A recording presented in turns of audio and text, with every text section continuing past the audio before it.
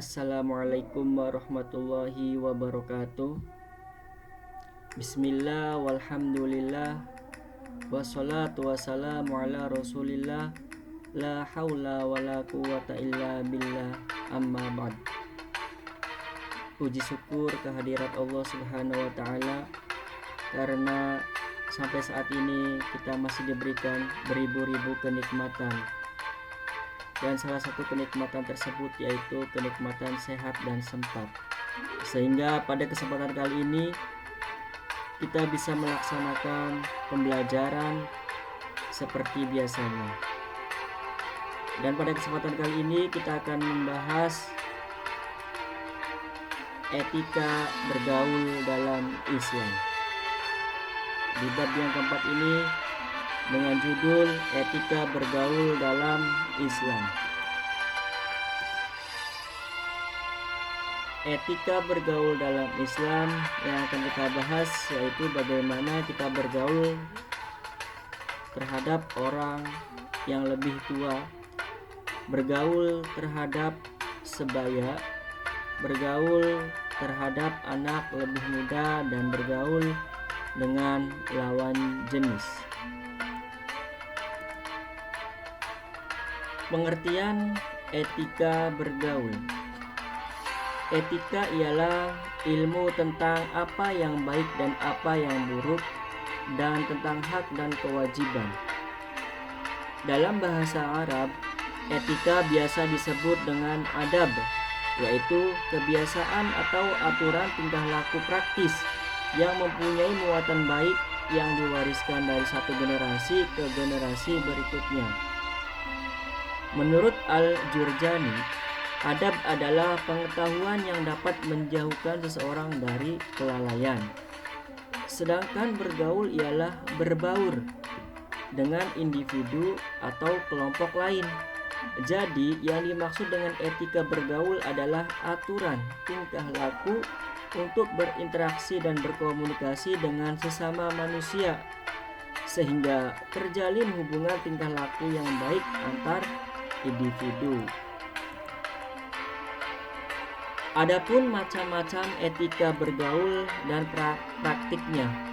Yang pertama, etika bergaul dengan orang yang lebih tua. Bagaimana kita beretika dengan orang yang lebih tua? Yang pertama, mendengarkan dan mengikuti arahan orang tua. Berdiri ketika orang tua berdiri. Tidak berjalan di depan orang tua. Mencari ridho kedua orang tua. Bersikap rendah hati kepada orang tua. Tidak mengungkit-ungkit kebaikan orang tua. Tidak menunjukkan sikap murung dan tajam di hadapan orang tua. Sebelum pergi harus meminta izin kepada orang tua. Inilah etika bergaul dengan orang yang lebih tua atau terhadap kedua orang tua kita. Semoga kita bisa melaksanakannya dan tidak melupakan etika-etika ini. Kita harus aplikasikan dalam kehidupan sehari-hari kita. Yang kedua, etika bergaul dengan teman sebaya. Menurut Imam Al-Ghazali, kita harus memperlakukan teman sebaya dengan 9 cara, yaitu mengutamakan kepentingan teman dari dirinya, menutup aib teman, mendengarkan teman ketika berdiskusi, menghindari perdebatan yang tidak penting, memanggil dengan panggilan yang baik, memberikan nasihat yang baik, mendoakan sahabat ketika masih hidup atau sudah meninggal, menyapa ketika bertemu, menyukai teman dengan tulus. Itu adalah etika bergaul dengan teman sebaya. tentunya harus kita aplikasikan dalam kehidupan sehari-hari kita. Bagaimana kita bergaul dengan teman, dengan sahabat. Maka 9 cara ini yang dianjurkan oleh Imam Al-Ghazali kita terapkan dalam kehidupan sehari-hari.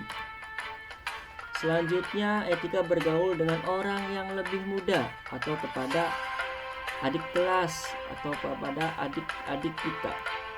Yang pertama, menyayangi orang yang lebih muda, membimbing kepada arah kebaikan, memberikan teladan yang baik, memberikan apresiasi atas pencapaian berharganya.